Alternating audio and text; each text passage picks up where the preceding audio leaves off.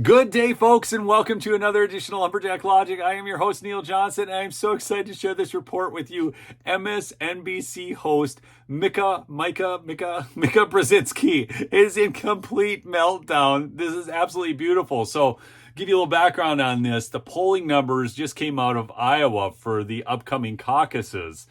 And let's just say things aren't looking the way Mika wants them to. And not only that, she's really upset because evangelicals are supporting Donald Trump, and she just can't believe it. Why? And does it ever frustrate you if you are an evangelical, or even if you aren't, how people who aren't part of that group are telling you how you should see the candidate that you support? Because that's what's got them so upset. They're like, how could these evangelicals vote for Donald Trump? You know, I mean, the things he said, the things he's done. Well, you know what?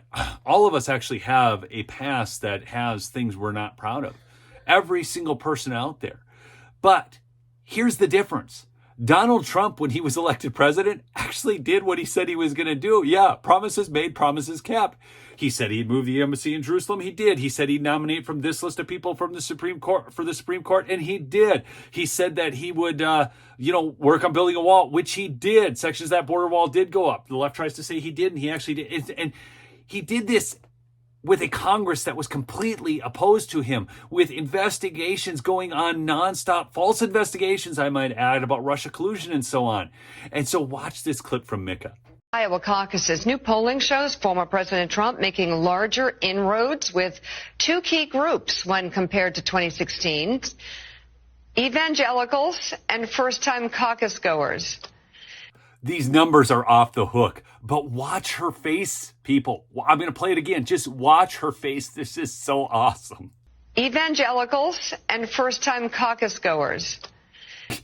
I mean, it's like she was weaned on a pickle or she's sucking on sour grapes. It's so beautiful, people. But you know what's really wild about this? I mean, who does she think we should be voting for? Some John McCainite or Nikki Haley? How about warmonger Nikki Haley? Yeah, that would be the evangelical choice. What a nut job. But now check out these numbers. NBC News national political correspondent Steve Kornacki is with us from the big board. Steve, what are the latest polls showing us about Trump's gain with these two groups? I have no words for evangelical voters at this point. Her disdain for us evangelicals is so great, people. Let me tell you something, Mika. We hate the deep state. We hate unlawful prosecutions. We want to see justice. We're reading the book of Amos, and we want to see justice roll forth like a river. We don't want Hunter Biden going free while somebody who actually carried a flag through the Capitol gets years in prison. It's sick. It's just in terms of the numbers on this, I'll show you here in a second. It is a dramatic, pick your adjective, dramatic turnaround, I'll say, since 2016 in terms of where Trump stands with the evangelicals. We've seen this nationally, and I think it's the biggest story in Iowa. Just as a refresher, 8 years ago, Iowa caucuses, first time in the 2016, first contest of the 2016 process. Remember, Trump lost Iowa. He came in second to Ted Cruz. He barely held off Marco Rubio for third place.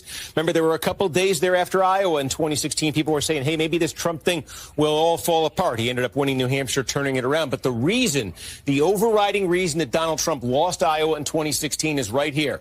This is the exit poll from the caucuses. This is the evangelical vote. About 64% of the Iowa Republican electorate in 2016 was evangelical. And look, Ted Cruz won it. He won it by double digits, 34-22 over Donald Trump. So Cruz with a double-digit win among evangelicals. There was a lot of resistance, a lot of skepticism. Look, if you followed my channel for a while, you know I had reservations about Trump in 2016. I had my reservations. I actually wanted to see Cruz win.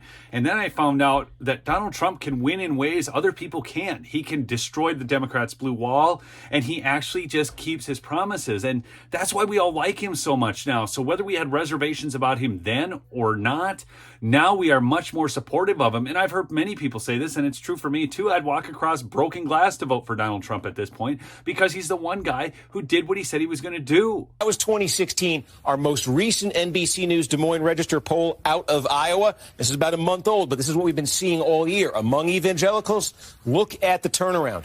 Trump, who was losing by 12 to 10 Ted Cruz. Now with an outright majority, 51% of the evangelical vote, basically 2-1 over his nearest foe, Ron DeSantis. Nikki Haley barely in double digits. 51%. That tracks, by the way, with Trump in that poll. His overall support in Iowa, we also had at 51%. And just the history of this, we said Ted Cruz in 2016, he won the evangelical vote in Iowa. He won the caucuses. Rick Santorum 2012 won the evangelical vote, won the caucuses. Mike Huckabee 2008 evangelical vote caucuses. That's why Donald Trump. Whew. It's a good thing Chris Christie dropped out just in time, because otherwise he might have taken the state.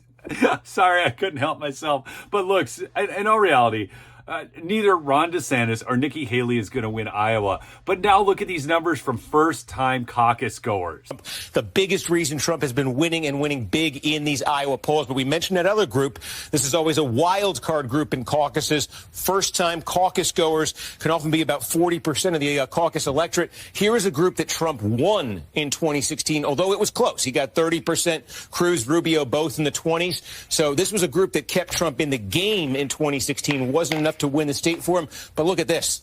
When you look now in our poll at first-time caucus goers, Trump with a 51-point advantage over his nearest foe here, Ron DeSantis. So he's had those two groups not just change in terms of one going for him that wasn't before. They have both exploded in terms of him now. He's exploded. Massive landslides, folks. Outright majorities. This is epic. And poor Micah has to sit through this.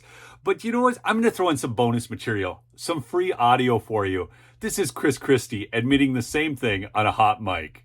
Give land to China and places like that. Yeah, that's what you get. Yeah. Yeah, I mean, look, she spent $68 million so far, just on TV. Spent $68 million so far, $59 million by DeSantis, and we spent 12. I mean, who's punching above their weight and who's getting a return on their investment, you know? And she's going to get smoked, and you and I both know it. She's not up to this. She hasn't even been. And she's still 20 points behind Trump in New Hampshire, right? Yeah. And, Oh, yeah. And he's still going to carry Iowa, right? Yes. Oh, I talked to DeSantis called me, petrified that I would. He's probably getting out after Iowa. Well, Nikki Haley, she's going to get smoked. Ron DeSantis calls him petrified. What a great hot mic. But do you know what's really sad?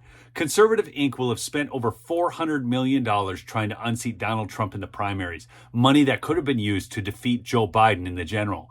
These people are not our friends. Just winning outright majorities, massive landslides with both groups. It's why he's been so consistently ahead in Iowa. And it does set up, obviously, we are 6 days away from the caucuses themselves. Before that, I will say, we will have one final NBC News Des Moines Register poll before the caucuses. It's the one the whole political world is usually waiting on. Ann Selzer, the great pollster, takes it. And we'll see if either of these groups, if there's any sign of late movement in either of those groups, because that's what it would take for any of these candidates to stop Trump or to make this close.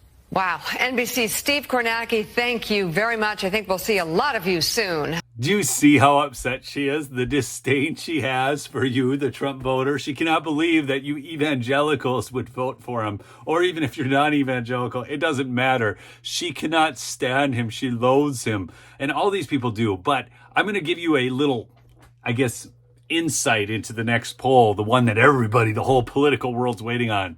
It's not going to change. Donald Trump has an outright majority. He's winning the state of Iowa. He's going to go on to win New Hampshire. He's going to win. It doesn't matter what they do. They can't stop him. They're not stopping us. And they can run all the stupid fraud trials or Trump ballot cases they want. At appeal, he's going to win all of those. I have never felt more positive about the direction that we are going as I am right now. Not that I don't get upset along the way. I mean, these court cases are ridiculous and stupid, but I know in the end we win. And a lot of that is thanks to Mike Lindell. So go support him at MyPillow.com using promo code Lumberjack for big savings. Get yourself a MyPillow 2.0 with that cooling fabric technology. They're awesome. And I love those Giza sheets. See you in the next episode. Peace out.